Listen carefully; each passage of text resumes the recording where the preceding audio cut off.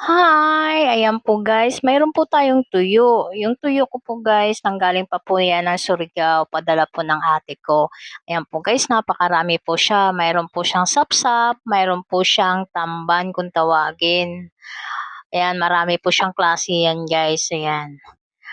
Marami po yan guys. Ayan, mayroon pa ako guys sa basket. Ayan po, nakikita nyo. Sap-sap po yan guys. Napakasarap po yan. Lalo na pagka may kamatis guys, no? Pag kinulam mo yan, lalo na po yan, dilis. Napakasarap. Lalo na po pag may kamatis. Ayan po, nakabalot na po siya guys, no?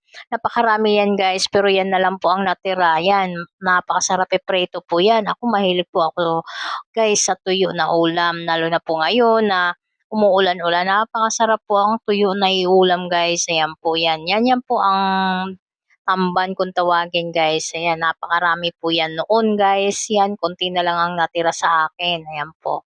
Nakikita nyo po, lalo na po guys sa mga nasa bundok-bundok guys, yun ang gusto nilang ulam. Tuyo kasi ang tuyo, madali lang ulamin, madali lang po siyang ibili kasi mura lang ang tuyo guys. Yan lang, maraming